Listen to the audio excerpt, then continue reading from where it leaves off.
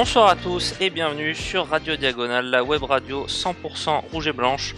On se retrouve ce soir pour le débrief de la 7ème journée de Ligue 2 et Monaco qui se déplaçait au stade René Gaillard pour défier les Chamois niortais avec malheureusement une défaite à la clé de 1 malgré un but de Moussa Sylla. Bon, vous l'aurez compris, c'était pas vraiment vrai, mais voilà, je voulais donner un petit aperçu de ce que pourrait être un peu notre situation dans quelques mois. Monaco est toujours en Ligue 1, mais pour combien de temps, je ne sais pas, puisque on se retrouve en fait pour le débrief aujourd'hui de la 21e journée de Ligue 1, et Monaco qui a perdu à domicile 5-1 face au Racing Club de Strasbourg. Pour m'accompagner ce soir, il y aura deux hommes. Il y a un revenant déjà, parce qu'on l'a pas vu depuis quelques mois. C'est Nico. Salut Nico. Salut. Alors, content de faire ton retour? Je crois que le dernier débrief que j'ai fait, c'était Saint-Etienne avec toi. Ouais, J'ai ça fait t'avait manqué? 2-0 fin septembre, il me semble. Donc là, c'est encore pire, 5-1 à domicile. Pourtant, j'avais espoir avant la rencontre, vu que tout le monde était un peu en mode ça y est, c'est le moment de faire la première, de gagner cette saison. Et bah non, grosse branlée. Voilà, l'espoir qu'avait gagné un petit peu tout le monde et qui, je pense, est reparti aussi vite et a été douché assez rapidement. Et puis il y aura aussi Patrice avec nous ce soir. Patrice, ça y est, on n'est plus invaincu en 2019. Ah non, cette fois c'est bel et bien Voilà, fini. on aimait bien se Continuer à rappeler essayer de faire durer ça. On aimait bien se rappeler ça, mais ça y est, après une victoire contre Canet-Roussillon et 3 matchs nuls contre des équipes de Ligue 1, dur retour à la réalité ce soir avec une véritable correction subie face au Racing Club de Strasbourg. On se souvient, messieurs, notamment que c'était le premier match de Thierry Henry. Ils avaient déjà un petit peu refroidi l'ambiance à cette époque-là, puisque c'était un premier match, une première défaite pour Thierry Henry. Et là, pareil, ils viennent casser un petit peu une espèce de dynamique positive. Je crois que c'est vraiment l'équipe qui nous en veut cette saison. Je sais pas ce que t'en penses, Patrice, mais il manquerait plus qu'on la retrouve en finale de Coupe de la Ligue, et là, je crois qu'on peut se faire du souci. C'est ce que j'allais dire. Ouais. Peut-on dire que Strasbourg est la bête noire de Thierry Henry? Bah, j'allais commencer à dire ça, mais après, je me suis souvenu qu'il avait quand même perdu beaucoup trop de matchs pour qu'on lui trouve une seule bête noire, donc Mais ouais, si j'irai peut-être par pas jusque chance là. on arrive en finale de la Coupe de la Ligue et qu'on joue contre Strasbourg, c'est sûr on va serrer les fesses très fortement, alors que en toute logique, on devrait pourtant avoir nos chances, quoi. Mais après les deux premiers matchs qu'on a eu cette saison face à eux, c'est pas simple, hein. Faut voir si on peut peut-être jouer à 11 Ah, plus de 7 et c'est minutes. ce que j'allais dire, voilà. On sait jamais si un jour on arrive à jouer tout un match entier à 11 contre eux, on pourra peut-être faire quelque chose. Et ouais, parce que là, messieurs, bon, et on sait entre guillemets que la 21e journée, il reste encore 17 matchs, mais je sais pas là, comment vous le sentez? Est-ce que vous commencez à vous inquiéter très très fortement pour la Ligue 2? Est-ce que vous êtes encore un peu optimiste? Qu'est-ce que vous êtes dans quel état d'esprit ce soir, Nicolas? C'est trop tôt, comme tu dis, 21e journée, il reste encore à 17 rencontres, comme tu viens de le dire. Je crois qu'il faudra commencer à s'inquiéter aux alentours de 26-27 journées, où là, quand tu lances le sprint final, faut pas être trop loin de ceux qui nous précèdent. Et c'est ça, malheureusement, heureusement, notre chance, puisque devant, ça décolle pas. On est finalement qu'à 3 points provisoirement de Caen, qui est 16e, alors que t'as réussi à avoir que 15 points en 21 matchs. C'est quand même assez dingue ce total de points après un aussi grand nombre de matchs. Ouais, Patrice, pareil, tu restes encore la tête froide ce soir ou t'es Non, déjà moi, ce soir, j'ai paniqué? pris un bon coup sur la tête, là, quand même. Pour moi, c'était quand même un match charnière, parce qu'on, du coup, on sortait de deux matchs nuls qui étaient, on n'arrivait pas trop à savoir de quoi vraiment en penser, et c'était, pour moi, un match assez charnière, parce que si on gagnait ce soir, bah, du coup, ces deux matchs nuls étaient bons. Alors que si on perdait, bah, du coup, bah, on avait perdu beaucoup trop en ce début 2019, quoi, et malheureusement, c'est ce qui se passe. C'est-à-dire qu'on prend que 2 points en trois matchs, et c'est trop peu pour espérer se maintenir, quoi. Ouais, Et, c'est vrai, bah c'est ce que j'avais tweeté un peu avant le match. Disons que Nice et Marseille avaient plus ou moins des circonstances atténuantes. Nice, il n'y avait pas du tout de recrues. Contre Marseille, il manquait Falcao. Il y avait des joueurs qui venaient tout juste d'arriver, qui faisaient leur premier match. Donc bon, prendre un point, c'était pas forcément infamant. ce soir, il y avait a priori tout réuni pour gagner, ou en tout cas, moi, la façon dont je le voyais, c'était que si on gagnait pas ce soir, bah, je voyais pas trop de raison qu'on gagne d'autres matchs en fait, quoi, parce que bah, on reçoit. Alors c'est vrai qu'une équipe de Strasbourg qui est plutôt sur une très bonne dynamique et une des bonnes équipes en ce moment en Ligue 1, mais voilà, là t'as ton 11 quasiment type, on y reviendra plus tard. T'as tes recrues, tu joues une équipe moyenne au niveau en tout cas des individualités de Ligue 1. C'est des matchs comme ça qu'il va falloir absolument gagner pour se sauver. Et c'est un match qu'on seulement on n'a pas gagné, mais on n'a même pas pris un point comme contre Marseille et Nice. On a vraiment pris une branlée, quoi. Donc ouais, je suis un peu dans le camp pessimiste aussi ce soir. Enfin, je vois pas trop ce qui fait que la situation va se retourner. Comme tu disais, Nico, bah, le seul fait qui permet un peu de garder de l'espoir, c'est que ça patine à tous les niveaux, à partir, je dirais, de la 15e place, à partir d'Angers, qui est à 20 points, qui a 5 points d'avance sur nous. Bon, faut dire aussi qu'ils ont deux matchs en retard. Mais les matchs en retard pour les équipes de fin de tableau, c'est pas forcément beaucoup de points assurés, quoi. Mais voilà, il y a un peloton de.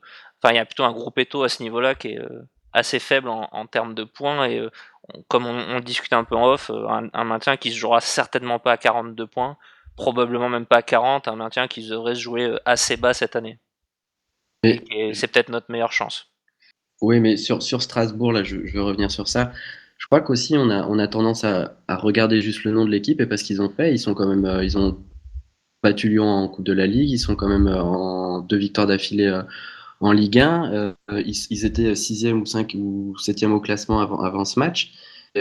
C'était eux les favoris, clairement. C'est pas parce que nous, on a aligné et recruté des joueurs de renom que on devenait favori. Je crois qu'aussi la presse s'est un peu enflammée en disant ah ça y est, c'est le moment où Monaco va pouvoir gagner.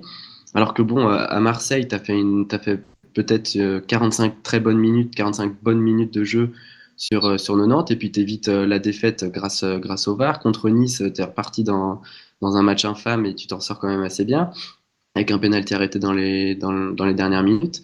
Et là, contre Strasbourg, a priori, tu peux te dire que tous les éléments sont réunis, mais c'était quand même pas quelque chose de très. Allez, on est dans c'était pas une dynamique positive dans laquelle on était. On n'a pas perdu, mais on n'a pas gagné non plus. Ouais, non, bah c'est sûr, Strasbourg, tu l'as dit, tapait Lyon. Je crois qu'ils ont sorti Marseille aussi en coupe cette année. Voilà, c'est une équipe qui tient la route, qui réussit pas mal enfin, j'allais dire face au gros. Est-ce qu'on est encore un gros? Je sais pas. Non. Au moins de nom, on va dire. Et une équipe qui a quand même quelques joueurs de talent. Je pense à Kenny Lala en défense, qui est souvent bien apprécié de pas mal de supporters chez nous qui le réclamaient pour le mercato. Je pense à un Jonas Martin qui fait une très bonne saison au milieu, ou à un Thomasson devant. Et alors un joueur que je connaissais moins, qu'on a un petit peu découvert ce Ajorc. soir, un certain Ludovic Ajorc, voilà, qui nous a fait la totale ce soir. Mais ouais, une belle équipe de Ligue 1 qui était, en fait, c'est la meilleure équipe qu'on a joué des trois là. En fait, on a joué Marseille, Nice et Strasbourg, et c'était vraiment la meilleure qu'on a joué. Je sais pas si cette équipe te faisait un peu peur ou pas avant le match, Patrice, mais moi pas à ce point-là, mais Bah, elle me faisait déjà plus peur que Marseille et Nice, où au-delà de leur nom, quoi, les deux équipes nous ont rien montré sur le terrain. Et on savait que Strasbourg en ce moment marchait bien. Et pour moi, c'est une équipe, oui, qui ne faisait pas peur non plus, mais je savais que le match allait être beaucoup plus compliqué que les deux précédents. Après, je pensais quand même que le fait d'avoir nos recrues, d'avoir des retours de blessures, d'être à domicile, d'être dans une bonne dynamique, allait nous aider. Oui, comparé au reste de la saison, on reste le sur une bonne domicile n'est pas dynamique. forcément un Ouais, avantage c'est cette année. ça. Oui, Cette saison, depuis combien de temps on n'a pas gagné à domicile? Je crois que j'ai vu passer Bah, ça devait être le 250. Saint-Étienne c'est ça, c'est le match en contre Etienne en 37e mai. journée. Ça faisait 250 jours, c'est Ouais, moi c'est qui ça, lançais c'est toi le qui l'as dit. Qu'on doit gagner dans 252 les jours. arrêts de jeu sur un penalty de mémoire. Un penalty obtenu par Lemar. Enfin, sinon on a battu Lorient quoi en coupe de la Ligue, mais ouais, en Ligue 1, ça commence à remonter. Et il va pas rester tant d'occasions que ça, quoi. Et Patrice, tu parlais justement notamment des recrues, et c'était un peu ce qui donnait confiance.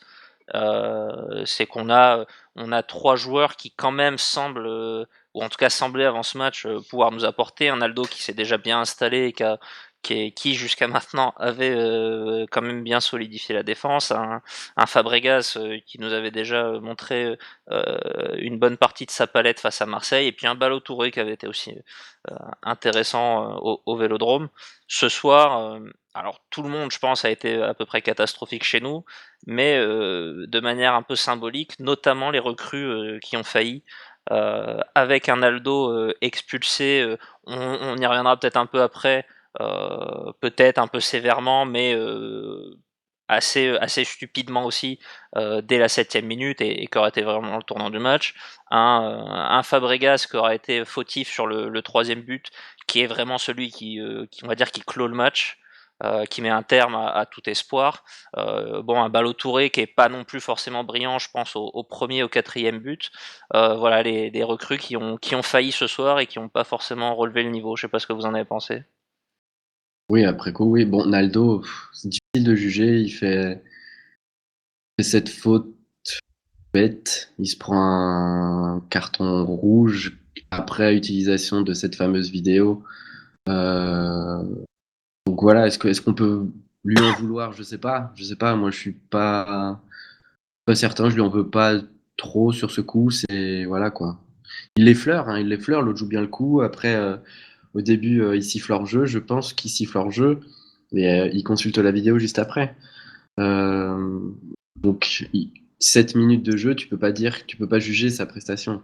Pour Fabregas, c'est peut-être un peu plus problématique, notamment comme tu l'as dit sur le troisième but, surtout de la part de ce joueur qui est notre tête de gondole et celui qui est censé nous sortir de la merde cette saison. Ouais, et amener un peu de espèce de sûreté technique, qui a pas été vraiment le cas. Alors c'est pas tellement une passe ratée, mais c'est plus enfin, il prend un pressing qu'il voit pas vraiment venir, et il perd le ballon, et bon, derrière, on a un Strasbourgeois, je crois que c'est Sissoko qui envoie une pleine lucarne. Bon, il y a rien à dire, mais ouais, une perte de balle qui fait très mal. Naldo, bah, il prend quand même un risque en faisant ce genre de faute. Il y a Ajor qui part quand même vers le but. Je pense qu'il veut, bah, justement, il voit bien que le joueur part vers le but, il essaye de faire la faute un peu maligne, plutôt que de prendre un but, mais voilà, elle est pas si maligne que ça, parce que tu prends un rouge et que c'est très tôt dans le match. Après, le rouge, je sais pas, on peut tout de suite revenir dessus, hein. Je sais pas, Patrice, toi, si Oui, je pense qu'on peut en ignorer tu tout l'as de suite trouvé dessus. sévère ou pas, mais bah, je sais pas, vas-y, Oui, oui, dis-nous ce moi que t'en as je l'ai pensé. trouvé sévère, mais après je trouve pas illogique, hein, parce que il est en position de dernier défenseur, il fait une faute sur un attaquant qui clairement, s'il n'y a pas faute, peut aller au but. C'est rageant parce que sur le coup, on pense tous qu'il y a un hors-jeu, mais c'est vrai qu'au ralenti, on voit bien que c'est une passe en retrait. Bon, Hmm. une passe en retrait. Là De, aussi, de je pense balle que au touré, ouais, c'est ça. c'est un peu joué sur les mots, parce que c'est pas du tout une passe en retrait, quoi. Le ballon lui C'est un revient dessus contre. et voilà, ça fait un contre favorable. Donc, là, j'avoue que je connais pas assez la règlement pour savoir si un contre favorable fait quand même ça enlève le hors-jeu ou pas. Mais après, oui, ça siffle carton rouge, c'est possible si l'arbitre veut être sévère. Bon, après, au bout de 7 minutes de jeu, je trouve quand même que c'est très dur. D'habitude, ils sont un peu plus Très dur, ouais. indulgents en tout début de match. C'est très dur, surtout qu'ils ont la chance ou la malchance pour nous, mais ils ont eux la capacité de pouvoir revoir les images. Et tu vois très bien qu'il y a Glick derrière et que sa course à Ajorc, elle doit forcément être diagonale puisqu'il doit aller vers le but euh, de Benalio et que on peut supposer, et si tu veux extrapoler, si tu veux pas être d'emblée tuer le match et que tu es arbitre un peu psychologue, tu peux te dire, ah bah il y a peut-être la possibilité que le mec il rencontre Glick ou Glick vienne le gêner, donc la position de dernier défenseur, elle est pas si flagrante que ça. Moi, c'est sur ça aussi que très étonné qu'il te sorte un carton rouge dès la 7e minute après avoir revu ces images, puisque tu vois très bien que Glick commence sa course dès le moment où Ajorc prend le ballon. Ouais. Ouais, bah, on en a parlé un petit peu. C'est vrai que moi, je trouvais Glick, ça me semble pas du tout évident qu'il peut rattraper le coup sur l'occasion. Oui, mais Euh, comme il semble pas du tout évident que le gars part au but, certes, mais ouais, il est tu sais pas ce qu'il va faire, honnêtement, en s'il deux va faire un foulées, il peut, contrôle il peut trop long ou quelque armer, chose, tu vois. il peut armer et croiser une frappe, quoi. En deux touches, je pense que ça peut aller assez vite.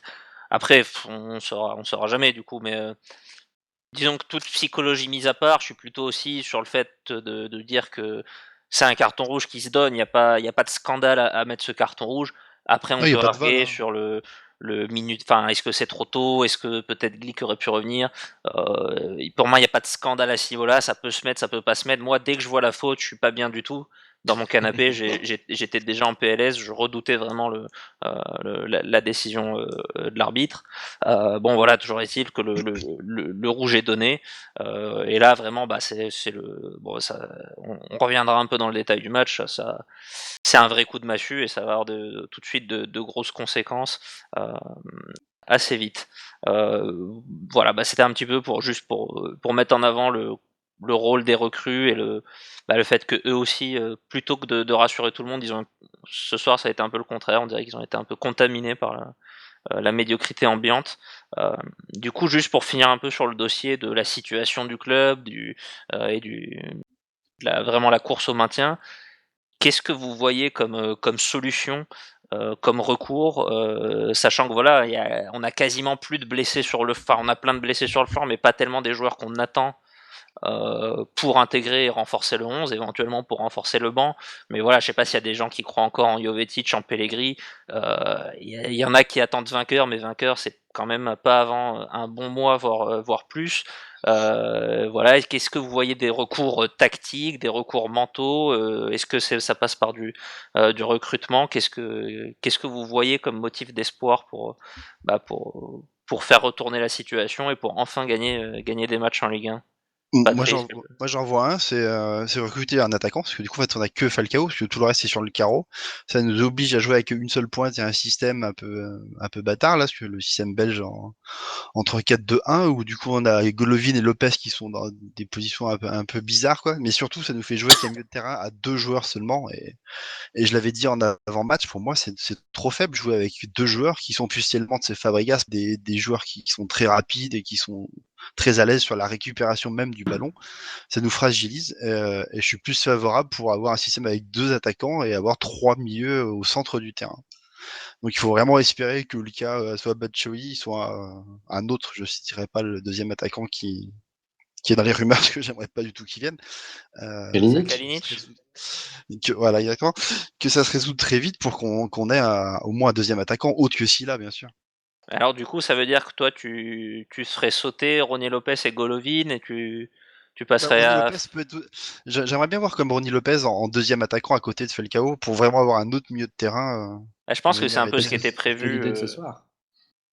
Ah Bah, non, pour moi, les deux étaient, que ce soit Golovin et Lopez, étaient très excentrés sur les ailes. Hein. en fait, Ils le étaient truc, jamais c'est au milieu de terrain. que Mais on n'a pas eu assez de temps pour oui, c'est voir ça. vraiment le système de Oui, c'est vrai, départ. voilà. C'est vrai Mais qu'à partir du rouge, ils ont commencé à... Bah, ils ont pris chacun un côté. Donc oui, mais à la là, je compo, te on voit, rejoins. à la compo, ils annoncent Lopez pardon, en deuxième attaquant avec Falcao.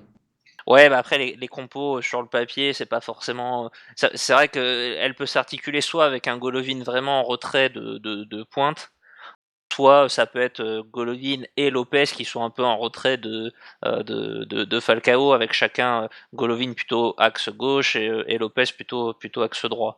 Honnêtement, sur les 7 minutes, j'ai pas Oui, non, on n'a pas eu vraiment le temps. réussi à déterminer lequel c'était. Euh, mais du coup, toi, en gros, tu verrais une espèce de concurrence entre Lopez, Falcao et X, X étant dans le meilleur des cas Bah, Batshuayi, quoi. Et du coup, oui, tu renforcerais le milieu avec, je sais pas, peut-être un Benasser en attendant vainqueur ou oui, c'est ça. Bah ouais. oui, c'est le problème aussi, c'est qu'on n'a pas d'autres sentinelles qui peut jouer devant la défense et permettre à Tielemans de ses Fabregas d'être un peu plus haut et d'être un peu plus soulagé des tâches défensives, puisque ni l'un ni l'autre sont vraiment doués dans le domaine, quoi. Ouais, bah c'est vrai que c'était un des paris de Thierry Henry pour revenir un petit peu sur les choix. Pour moi, il y avait. Et c'est marrant parce que je pense que c'était la première fois depuis très longtemps qu'il y avait des choix dans le sens positif à faire, c'est-à-dire pas juste quel est le moins pire que je vais mettre, est-ce que je mets Fèvre ou Silla, mais vraiment des choix où il y avait des potentiels titulaires à écarter.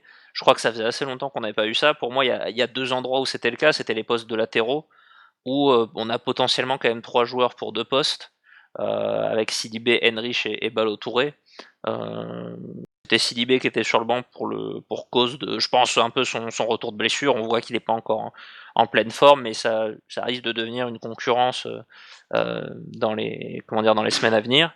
Et puis il y a le poste de milieu où effectivement, je m'attendais pas forcément à ce qu'ils mettent cet attelage Tillmans Fabregas devant la défense. Je pensais qu'il mettrait un joueur un peu plus défensif comme Bennacer. Il a voulu prendre a priori cette option plus offensive. Je sais pas si toi aussi, Nicolas, t'es un peu sur la ligne de Patrice, c'est-à-dire que c'est quand même un peu faible à la récupération et ça protège pas bien la défense, ou tu penses que ça peut tenir la route? Je pense qu'il était parti avec l'idée qu'on allait avoir le ballon, donc c'est un risque, mais pour moi c'est un risque positif. Pour gagner des matchs, il faut attaquer et avec des joueurs de la qualité de Fabregas et de Tillmans dans une certaine mesure, et la belle prestation qu'ils avaient fait et la belle entente qu'il y a eu la semaine dernière à Marseille, je pense que l'idée de départ était bonne. Prendre des risques, avoir le ballon, décider de ce que tu vas faire et pas attendre et jouer la contre-attaque. Dans ce sens, c'était positif, mais malheureusement, au bout de 7 minutes, tu vois que tu es obligé de tout réorganiser. Et, et on n'a pas pu voir aussi là si ta tactique aurait fonctionné, ce qui est dommage. Après, disons que pour le coup, ça a pas tellement changé dans leur réorganisation. Ils sont restés vraiment tous les deux Oui, mais dans dans le le sens poste où tu de. joues quand même avec un joueur en moins, donc t'as Ouais, pas la même, t'es pas aussi autant à l'aise que quand tu joues à 11 contre 11. t'as pas forcément, tu peux pas avoir ta ligne de 4, on va dire, que tu avais prévu Voilà. à la base. Euh, et Falcao était quand même un peu plus seul aussi après quand on jouait à 10, donc Ça change surtout le fait que du coup, vu qu'on n'a pas une défense à 3, les deux sur les côtés peuvent pas s'écarter pour vraiment prendre toute la ligne de défense. Et ça oblige du coup Ballo Touré et Henrich à descendre pour couvrir leurs ailes, alors que hmm. sur la tactique de base, ils auraient été beaucoup plus haut. Et du coup, ça pousse aussi Golovin et Lopez à prendre ses ailes et du coup à être moins centré autour de Falcao, quoi. En fait, c'est un peu un jeu de domino qui fait qu'un peu tout le monde. Bah, disons que c'est un choix parce que au début, ça s'est vraiment réorganisé sur un 4-4-1 à plat.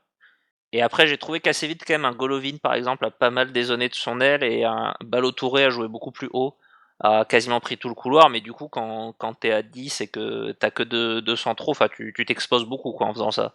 Donc après, c'est des risques à prendre, encore une fois, pour égaliser. Et puis c'était un peu l'idée aussi quand Sidibé est rentré. Mais ouais, bah du coup, c'est sûr qu'on perd le côté un peu piston euh, qu'on a dans ce 3-5-2.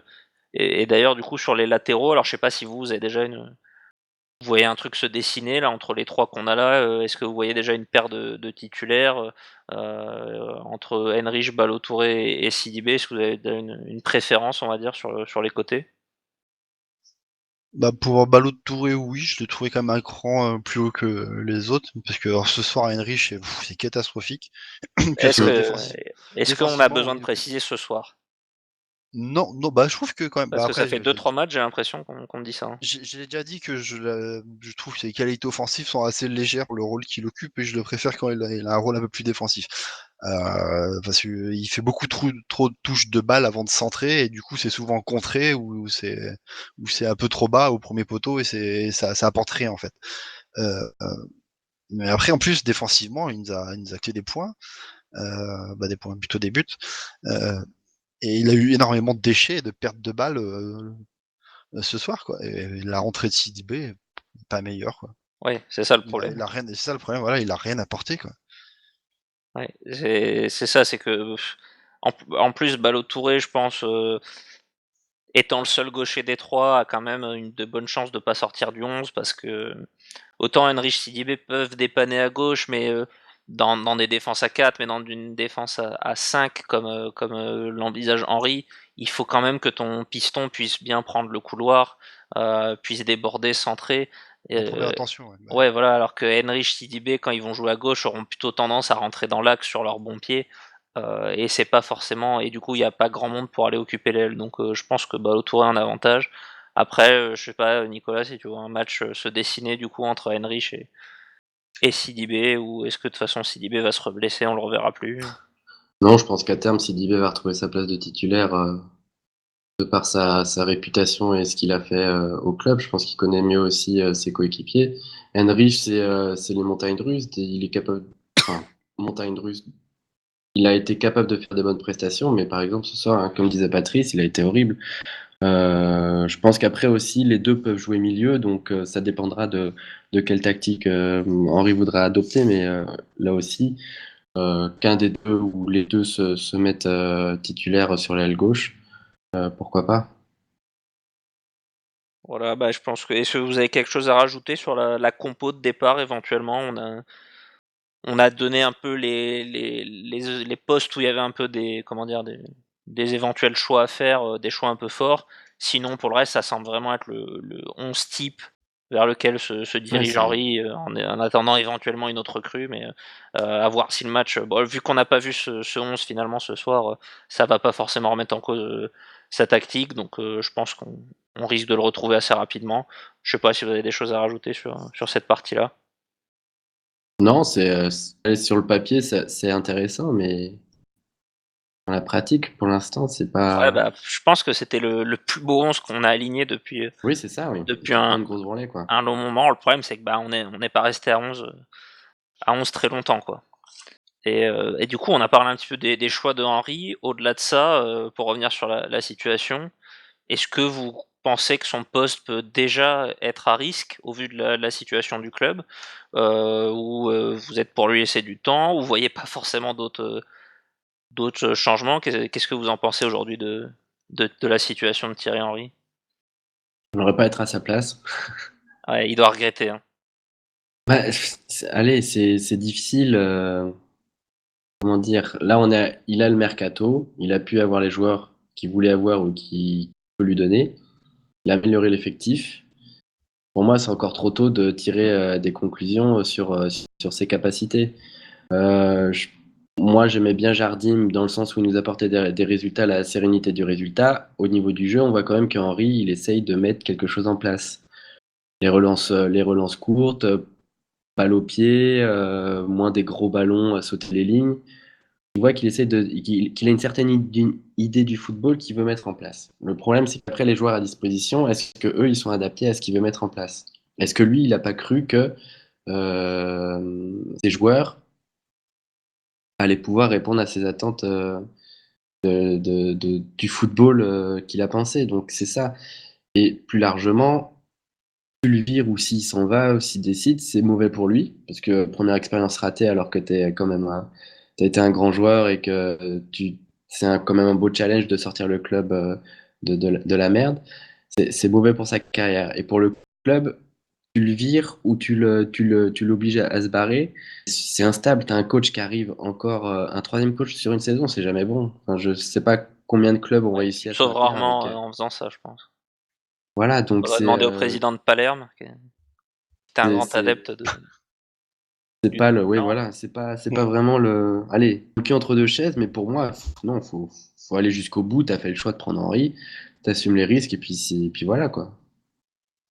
Ouais, Patrice, t'es Moi, aligné en fait, ce que là-dessus? je vois, oui, ce que je vois pas, en fait, c'est que ça changerait de prendre un nouveau coach qui, en plus, n'aura pas choisi l'effectif comme Henry peut commencer à le faire maintenant, Mais qui pas va si. perdre du temps en plus, qui va perdre du temps en plus à tâtonner, à faire des compositions, à essayer de plusieurs joueurs à certains postes et je, à mon avis, non, maintenant on a choisi Henry et il faut aller jusqu'au bout avec. Après, on se posera la question s'il a pas réussi, qu'est-ce qu'on en fait cet été, quoi. Mais pour l'instant, on en est plus à essayer de se sauver et à mon avis, c'est pas en allant chercher ailleurs que on trouvera la solution, hein.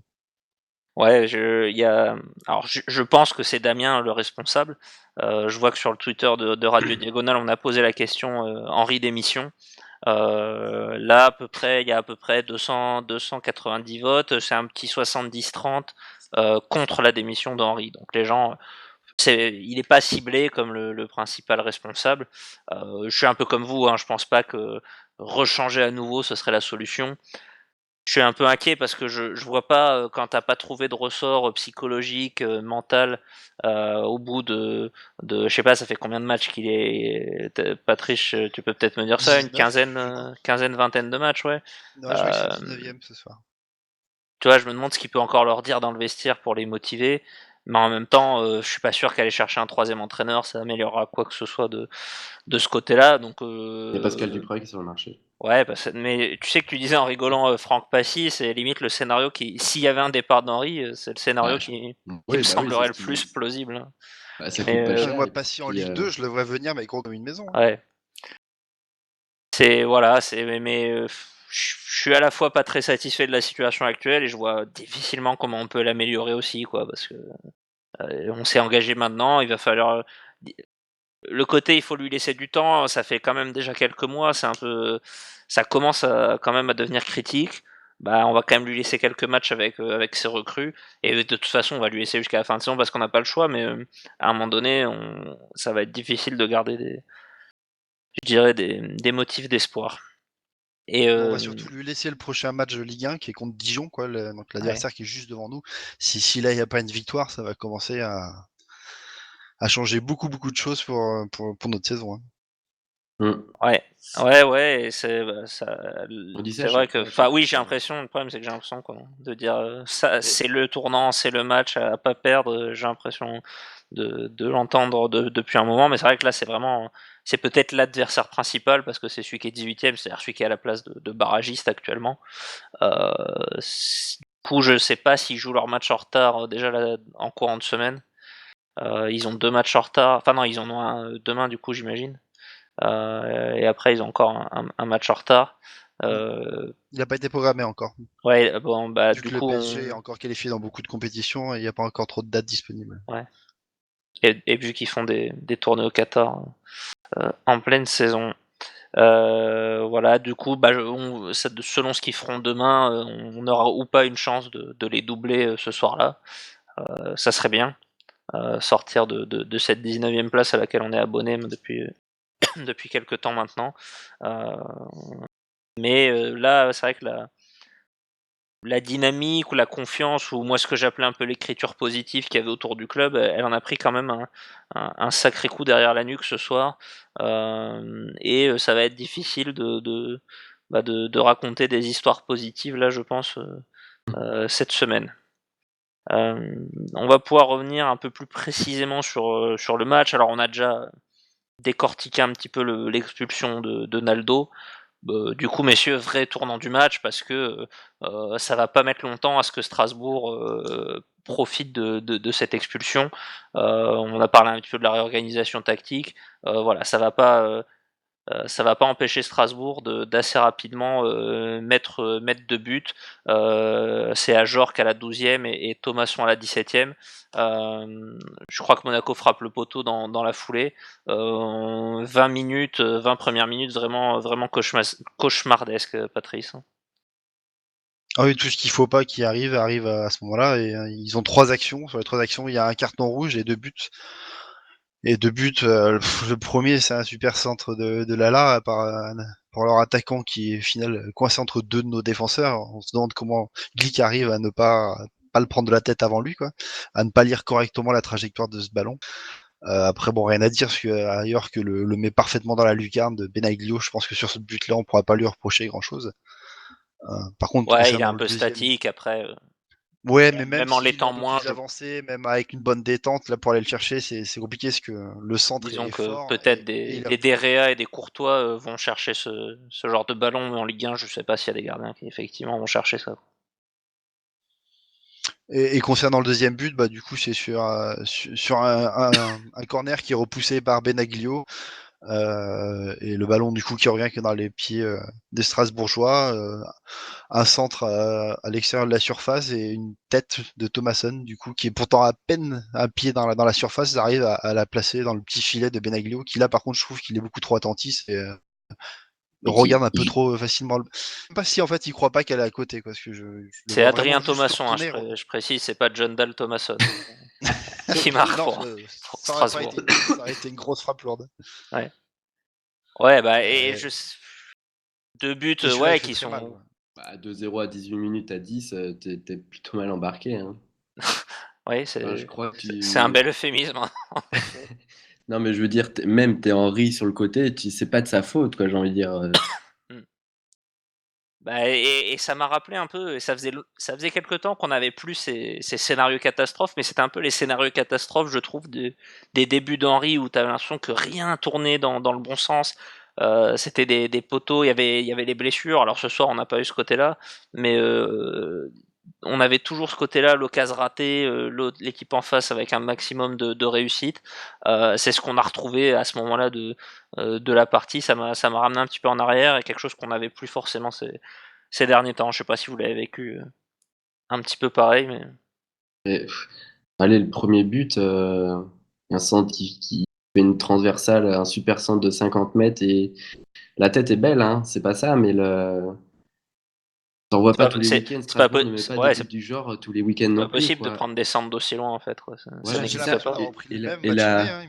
là, le deuxième but, Benalio, il est pas attaqué, il sort des points et il percute son défenseur au lieu de la prendre sereinement. Il y a aucun Strasbourgeois dans sa zone. Et l'autre, il te place une tête alors qu'il apprend à 1 mètre du sol, quoi. Il y a personne qui met le pied ou qui vient le gêner ou quelque chose. Ça, Et en Benaglio, c'est plus, pas l'école de blocage de ballon. Hein, ça. je pense que c'est Thomasson qui décale sur Sissoko et Sissoko qui retape le centre qui la Ouais, prend. Ils sont à c'est 1-2 le 1-2 tranquillou alors que. Ouais. le plus chelou de la saison. Donc là, après, et puis oui, Benalio est en plus avancé, donc il n'a pas toute la largeur pour bien se détendre et aller chercher cette tête.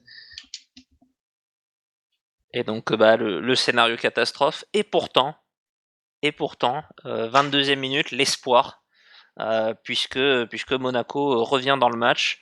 Et ça va faire tourner un petit peu le match aussi. Je sais pas comment vous l'avez vu, mais c'est annonciateur d'une bonne période dans le match où on va rééquilibrer un peu les débats. Un but, euh, j'allais dire chanceux, c'est pas le mot, mais où voilà, on arrive à prendre Strasbourg complètement hors de position, Falcao complètement isolé, qui finit plus ou moins bien d'ailleurs, parce que je sais pas si la façon dont il touche le ballon est un petit peu chanceuse. Mais à ce moment-là, voilà, l'espoir qui revient. Je sais pas si du coup vous y avez cru un petit peu au match qui tournait ou pas forcément, mais Un voilà, tout on petit peu. revient un petit peu dans le match. Quoi. Oui, et c'est un but qu'on va chercher, puisque la récupération, je pense que c'est Fabregas qui tacle en bout de pied. Golovin. C'est Golovin. C'est Ouais. Golovin donc qui tacle, qui va chercher, et donc tu te dis, ah, ils en ont encore dans la tête, c'est positif, on revient à 2-1, tu vois qu'ils ont la rage de revenir, ça peut le faire. On n'a pas su profiter de cette rapide réduction du score, c'est là où il aurait fallu directement remettre la pression, etc.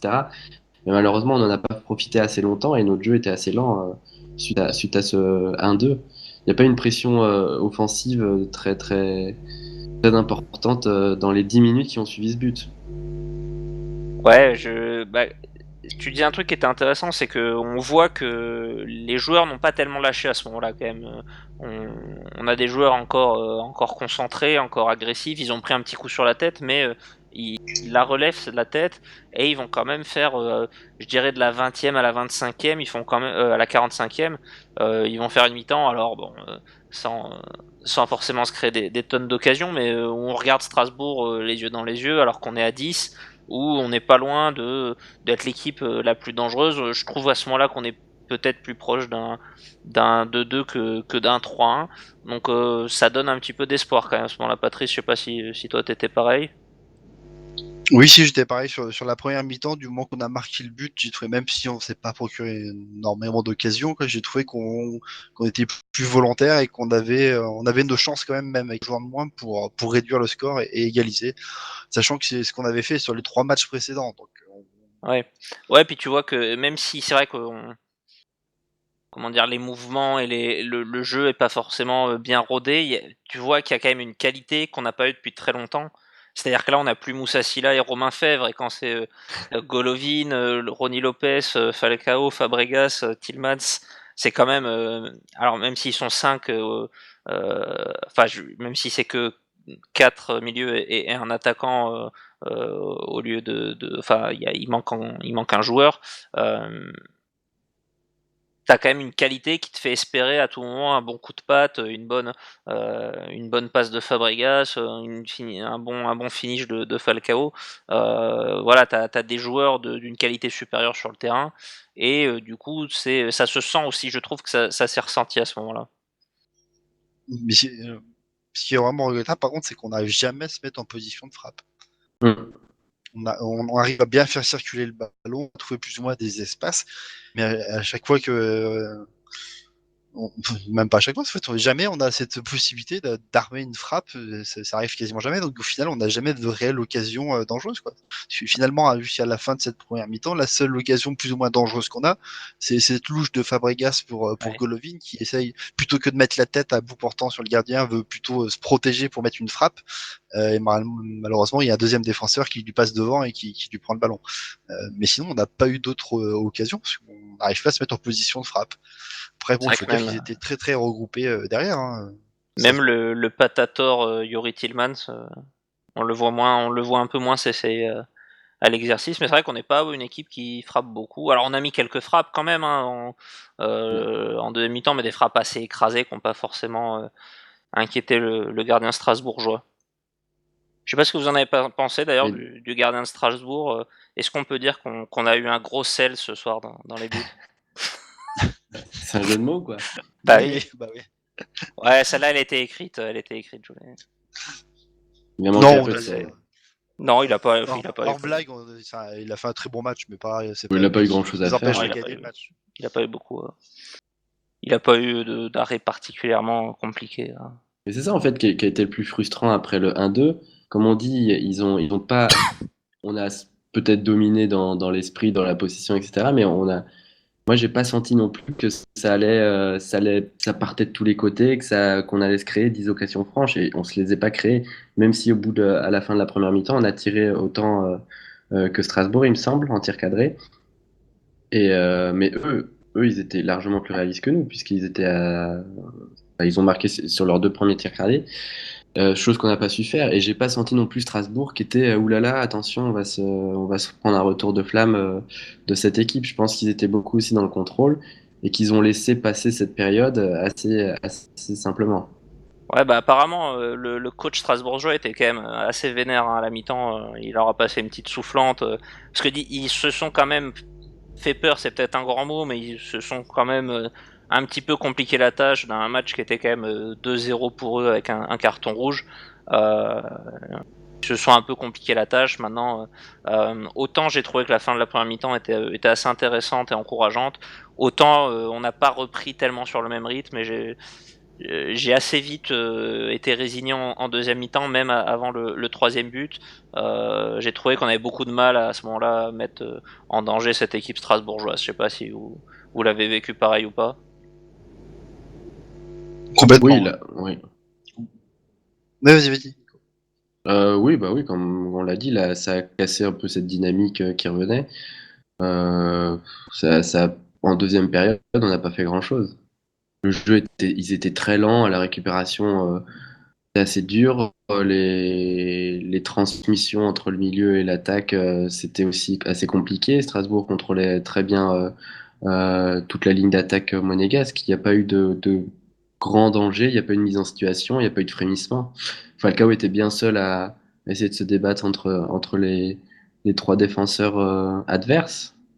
Lopez a baissé beaucoup d'un point de vue physique, Golovin aussi. Golovin aussi, ouais. Voilà, Tillmans, aucune influence sur le jeu, donc tout le secteur offensif n'a pas répondu dans cette deuxième période. Quand on a évoqué le rouge, on n'était pas forcément revenu sur la possibilité éventuellement de faire un changement à ce moment-là pour Thierry Henry. Je pense que c'était pas forcément indiqué au moment du carton parce que c'est très tôt dans le match et que tu peux mine de rien rebasculer. Disons que quand tu perds un défenseur central, quand t'es à 4 derrière, t'es obligé d'en faire rentrer un. Quand t'es à 3, bon bah tu passes à une défense à 4, donc je pense que à ce moment-là comment dire, c'était pas forcément indiqué. Ce soir, on a encore vu mine de rien des changements. Alors, ils ont été un peu plus tôt ce soir dans le match, mais ils ont toujours pas eu beaucoup d'influence. En même temps, voilà, je sais pas si vous, il y a des changements qui vous ont frustré ou d'autres changements que vous appeliez de vos voeux pour faire tourner le match un peu différemment. Moi, honnêtement, j'ai vu la gueule du banc de touche. Je voyais pas trop ce qu'il y avait à faire. Je me doutais bien qu'il allait tenter le CDB, mais quand ton premier changement pour faire basculer le match, c'est de changer de latéral droit, bon, je trouve que c'est rarement très très encourageant. Mais voilà, c'était, il n'y avait pas grand chose ce soir sur le banc finalement. Alors, je sais pas si vous aviez envie d'autre chose, mais À Nantes, Moi, j'aurais préféré qu'il sorte Golovin pour faire entrer Aïd Benasser pour densifier un peu plus le milieu de terrain. Ouais, bah Plutôt que de c'est un faire peu. rentrer Moussa Silla pour avoir un deuxième attaquant sur la fin de match. À la rigueur, mais je sais pas si vraiment ça aurait changé grand chose. Mais c'est Après, vrai que j'ai moi, pas été surpris que la sortie d'Henrich, hein, je l'attendais vraiment, parce qu'il était ouais, vraiment ça c'était pas sûr. bon, et sachant que Sidibé en plus avait fait la conférence de presse, il y avait de fortes chances qu'il participe au match. Tu crois qu'Henri s'est dit, il a fait la conf, faut que je Non, le non, mais fasse ça veut dire rentrer. qu'il était prêt, physiquement il était prêt pour pouvoir jouer, donc c'était juste un choix tactique de pas le mettre titulaire. Euh, Donc après, vu que Henrich était mauvais et qu'on avait besoin d'un joueur aussi qui avait du volume de jeu, ça paraissait pas déconnant que Sidibé rentre. Mais c'est vrai que moi, la question du Benacer, je me la suis posée aussi, dans le sens où, on l'a dit déjà, Tillman, Fabregas, ça peut poser question en termes de solidité, de protection à défense quand t'es à 11. Ça se pose encore plus, je trouve, quand t'es à 10, et d'avoir un joueur un peu plus comment dire, complet, comme Benacer, qui peut à la fois faire un peu le rôle du 6, un peu le rôle du 8. Quand t'as des joueurs en moins, ça peut être intéressant. Et alors, ce qui pourrait apparaître comme un changement défensif, Golovin par Benacer, l'est pas forcément, dans le sens où ça peut te permettre de libérer un peu aussi Tillmans et Fabregas, de les faire jouer un peu plus proche de la surface adverse, de les délester un peu des tâches défensives. Donc c'est effectivement une hypothèse qui m'aurait intéressé, plus de toute façon que Moussa Fila, qui je trouve ne sert à rien, et que je réserve vraiment pour les cas extrêmes où Falcao est pas disponible et où il y a aucun attaquant disponible, quoi. Mais voilà, après, est-ce que ça aurait suffi à faire changer le match? Je pense pas. C'est la seule idée que j'avais, mais voilà, je sais pas toi, Nico, si au niveau des changements. Allez, quand Silla remplace Golovin, on est à 1-3, donc faire rentrer Aïd Benasser, je vois pas trop l'intérêt. Je pense qu'il voulait Non, rester mais dans moi cette. j'y ai même pensé plus tôt, en fait, à Oui, j'ai pensé Benacer. avant aussi. Pour moi, de toute façon, le 3-1 c'est déjà fini. Enfin, t'es Ok. revenu une fois, je vois pas à ce moment-là marquer deux buts, clairement. Pour moi, c'est vraiment le but qui nous achève. C'est déjà trop tard à ce moment-là. Mais j'ai une question que je m'étais posée Et éventuellement. Golovin était plutôt pas mal, donc lorsqu'il le sort, bon, le score est ce qu'il est, mais s'il le sort plus tôt, Hmm. et moi, Golovin Aïd Benasser, je préfère 100 fois que Golovin reste sur le terrain, surtout que ce soir, il a quand même, on l'a vu un peu mieux de ce qu'il nous a montré depuis le début de saison, donc non, moi, j'aurais pas fait.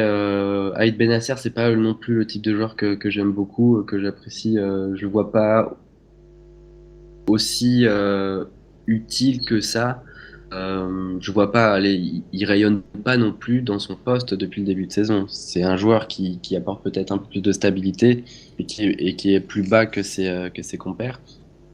C'est pas non plus quelqu'un qui rayonne et qui va te balayer la zone. Donc non, pas le même avis que vous. Puis après, bah, il aurait pu éventuellement sinon remplacer ou Tillmans ou Fabregas, mais on sait que c'est des joueurs qui sont pas Tillmans, forcément évidents à sortir pour Thierry Henry, donc c'est c'est pas quelque chose auquel je m'attendais forcément. Voilà, bah du coup, le troisième but, on l'a déjà pas mal évoqué. Il fait rebasculer le match cette fois de manière définitive et catastrophique. C'est à la 64e minute. Ce but, vraiment, Monaco va jamais s'en relever.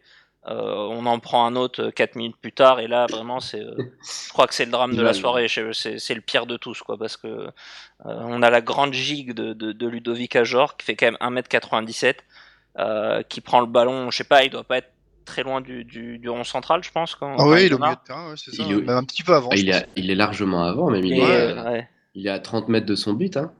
il est à 1 contre 4, je dirais. 4. Et il va passer tout ça en revue pour ajuster Benaglio d'une frappe croisée pied gauche. Alors la frappe est magnifique. Je pense qu'un gardien un peu plus inspiré, un peu plus vif surtout, peut la sortir. Et je pense surtout qu'une défense un peu plus inspirée arrête gentiment cette course au bout de 10 mètres. Donc voilà, là c'est Il faut le sécher, vraiment ça. la faillite collective de cette défense. Il n'y en a pas un pour rattraper l'autre. Là, celui-là, il fait. Autant le match, je le considère déjà perdu, mais alors celui-là, il fait très très mal parce qu'il il, il est vraiment pas rassurant sur les vertus morales de cette équipe. Un but très humiliant, oui. parce qu'il va faire le tour des médias pendant le week-end certainement, voire peut-être un peu plus. Et surtout, c'est ce type de joueur, quoi. Hein. Tu te dis pas qu'un grand attaquant comme ça, qui sont souvent un peu lourds, pas super rapides, va te faire une course de 50-60 mètres et te taper une frappe super bien placée en bout de course. Et tu te dis surtout que sur cette distance, t'as 4 joueurs qui courent à côté de lui et qui l'accompagnent, quoi. C'est-à-dire qu'on Au a lieu de le déjà sécher, il est on a même un pas gêné, je Ballo-Touré crois. qui n'arrive même pas à le rattraper à la course. On a un Badiachil qui se fait complètement, qui se fait complètement éliminer sans intervenir. On a un Glick qui se fait complètement embarquer. Euh, c'est catastrophique. Je crois que t'as Tillmans aussi qui est dans le lot, non? Qui court Ouais, à ça doit être côté. Sidman. Je cherchais le quatrième, je me souvenais pas. Mais le Voilà, il y pire, en c'est a. qu'ils vont même pas au duel physique. Mm, mm. Ils courent à côté, quoi. Ils essaient même pas de faire faute. Ils sont à 4. Si tu le sèches, tu te prends un carton jaune, tu le sais.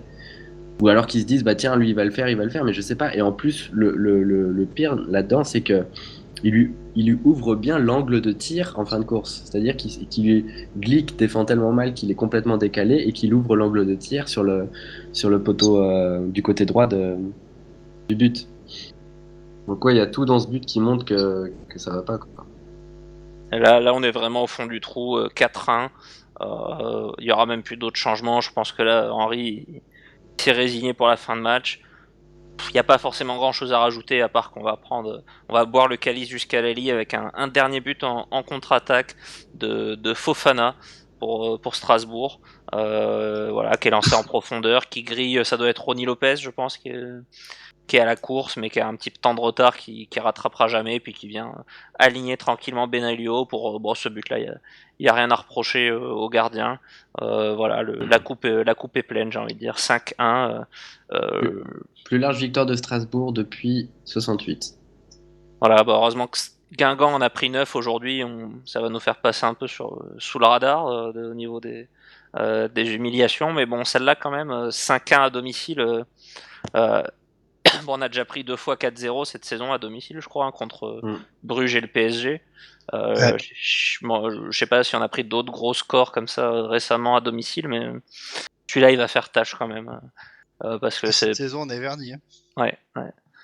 Oui.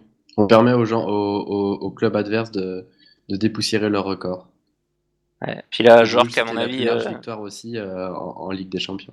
Jork, il a pris 10 millions là sur Transfer Market, à mon avis, après le match qu'il a fait. J'ai toujours eu l'impression qu'on a toujours eu du mal face aux grands comme ça, les Ça grands saccade. costauds. Ça nous convient pas. Bon bah on a fait un peu le tour sur le match. Je sais pas si vous voyez quelque chose à ajouter vraiment sur le déroulé du match. Peut-être un petit Ouais. mot sur l'arbitrage. C'est pas quelque chose que moi j'aime faire. Je mettrai pas du tout la défaite sur le compte de l'arbitrage, mais de manière générale, j'ai trouvé un arbitre pas très inspiré ce soir, un peu perdu. On l'a pas dit, mais Strasbourg a pris un carton rouge aussi. Bon, c'était à 4-1, ça servait plus à grand chose. Mais il y a eu pas mal Il a de eu pitié de nous. il y a eu pas mal de cartons jaunes de dégainés, il y a des situations un peu litigieuses. Bon, il y a le rouge de Naldo, on en a déjà parlé. Je sais pas si vous avez quelque chose à ajouter. Ouais, est-ce On que ça passe. vous a redonné de l'espoir, ce carton rouge, du coup? Vous avez dit, ah, on rejoue à 10 contre 10, peut-être que, bah, même un moment à 10 contre 9, vu que Jonas Martin est sorti sur blessure. Bah non, dans le sens où il y avait déjà 4-1, donc si c'était un carton rouge qui était arrivé, on va dire, À la avant huitième le... minute. Ouais, ou même à 2-1, ou en tout début de match, ça aurait pu donner un peu d'espoir. À ce moment-là, avec 3 buts de retard, non. Non, Honnêtement, pareil. Bah, à 1-3, pour moi, c'était mort, déjà. ouais. Donc 1-3, bon, tu sais pertinemment qu'ils vont jamais revenir. ouais. Donc ouais, voilà. Arbitrage de manière générale qui était pas ouf, j'ai trouvé ce soir. Pas forcément inspiré. Il a eu du mal à tenir son match. Bon, les appels à la vidéo sont toujours un peu chiants. J'ai l'impression que ça gave un peu tout le monde en ce moment. Henry a l'air assez énervé. Alors, on peut pas dire en plus qu'elle était tellement à notre désavantage ces derniers temps, hein, parce que contre Marseille et Nice, bon, on n'a pas forcément à s'en plaindre. Hein. On a eu des décisions qui nous ont plutôt aidés.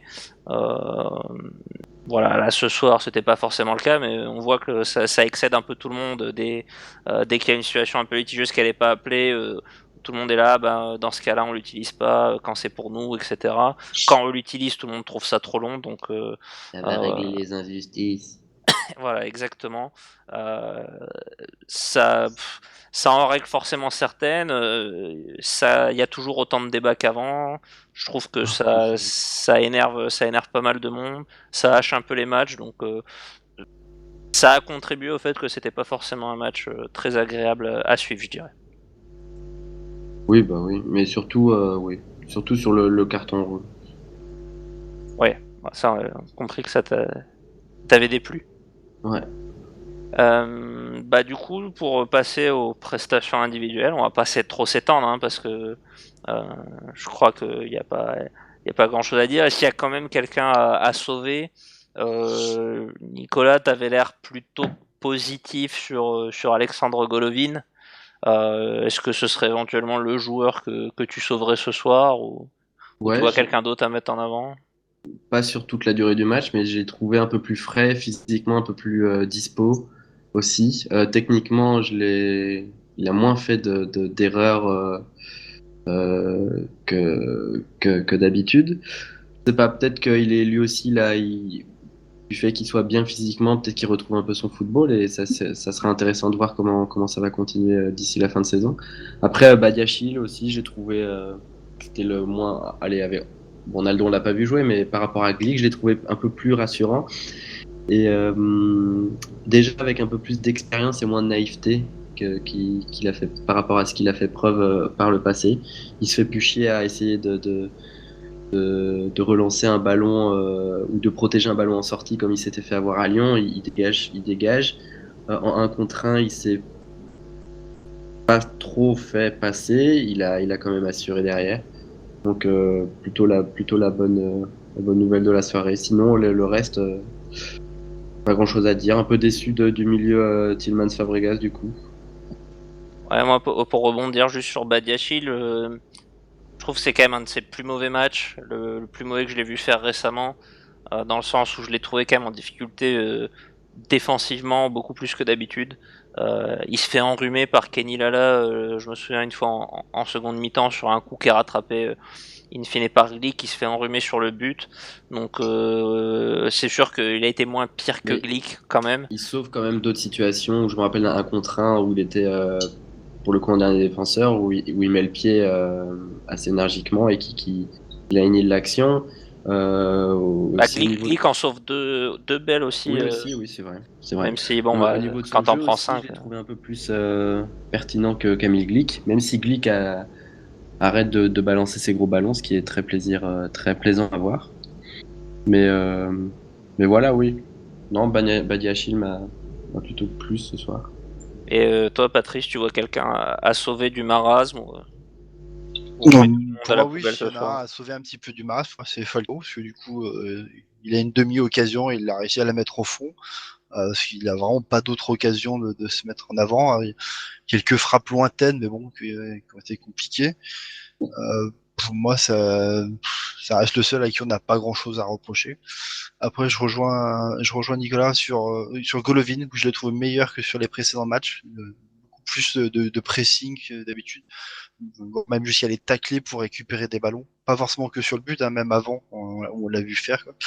Euh, et sur les joueurs dont on n'a pas encore parlé, je trouve que Ronny Lopez était plus en forme que sur les précédents matchs. On l'avait noté qu'il avait plus de mal. Là, j'ai trouvé beaucoup plus vif. Il a fait beaucoup plus de courses. Il était mieux, en tout cas physiquement, que sur les précédents matchs. Ouais, moi je vous rejoins notamment, je dirais, sur Golovin, que j'ai pas trouvé forcément inspiré dans le dernier geste, mais beaucoup plus mobile, je l'ai trouvé intéressant dans ses prises de balles, dans ses déplacements, alors qu'il me semblait vraiment emprunté au cours des derniers matchs. Donc ça vraiment le côté positif. Après, dans l'utilisation du ballon, il peut quand même faire beaucoup mieux. Mais bon, voilà, s'il faut sauver quelque chose, c'est ça que je sauverai euh, ce soir. Pour le reste, après, dans les déceptions, dans les flops, je sais pas si vous avez envie de mettre quelqu'un en avant en particulier. Moi, j'avais envie de lancer un petit débat qui agite aussi un petit peu la communauté ces derniers temps, c'est le débat du gardien. Quand même une mauvaise prestation de Benaglio qui commence plutôt à les accumuler ces derniers temps. Est-ce que pour vous, voilà, il y a une passation avec Loïc Badiachil qui est envisageable? Est-ce qu'elle est souhaitable selon vous? Je sais pas, Patrice, toi qui avais notamment posé je crois que tu avais posé le sondage sur ton Twitter. Qu'est-ce qu'il est ressorti de ce sondage et qu'est-ce que toi t'avais plus posé sur l'avenir de Badiachil, je crois, mais Non, j'avais fait les deux. t'avais J'avais fait les posé deux, une ouais. première fois la question, savoir si pour la saison prochaine, qu'est-ce que les gens souhaitaient, si c'était de le titulariser, le mettre remplaçant d'un gardien ou le prêter pour qu'il évolue un peu plus. Et la majorité avait souhaité qu'il soit déjà titularisé la saison prochaine. Et suite à ses bonnes performances en coupe, j'avais posé la question si pour la fin de la saison, lequel des 4 gardiens qu'on a actuellement, s'ils étaient tous bien sûr aptes à jouer, qui sait qu'on mettrait titulaire au poste. Et là aussi, avec plus de 50% des votes, c'était Diachil qui ressortait. Et toi, ton avis Après, perso alors mon avis perso, c'est que là, du coup, le prochain match, c'est un match de coupe, donc c'est lui qui va jouer. S'il est toujours aussi performant, je suis d'avis de lui laisser sa chance en Ligue 1, parce que là, Benaglio, il nous a sorti plusieurs performances, que ce soit contre Marseille, contre Nice ou même ce soir. On peut largement disons trouver qu'il mieux. y a un Ok, il nous sauve le scénario où penalty. Il nous sauve le penalty contre Nice, quoi, mais c'est pas non plus.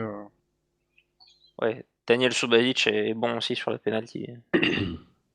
Mais disons que il y a un scénario plausible qui se dessine où Badiachil pourrait éventuellement récupérer la place et c'est lui qui joue le prochain match. Donc je sais pas si Nicolas, toi t'es plutôt adepte de la stabilité ou si t'es plutôt pour un retour de Subasic ou de Sedoussi ou si t'es aussi sur la team Badiachil maintenant.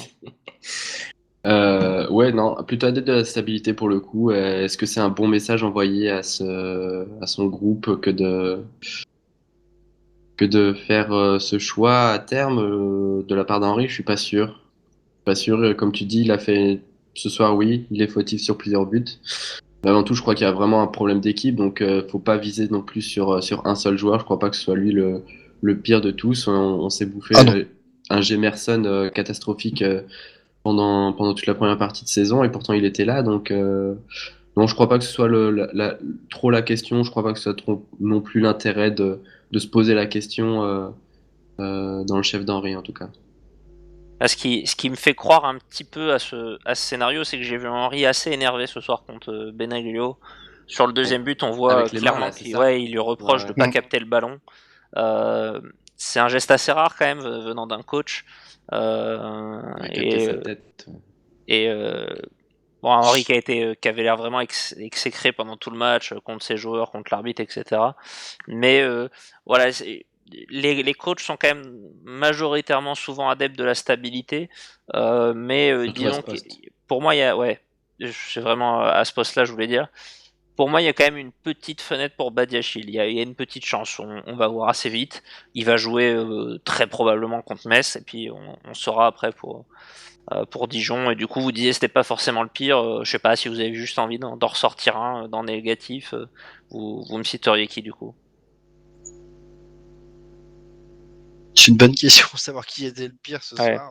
C'est pour ça que Moi, moi j'ai je quand me même envie de dire Benaglio après, un cran dessus Glick et Henrich. Henrich a été détestable. Ouais. Il a rien réussi, hein.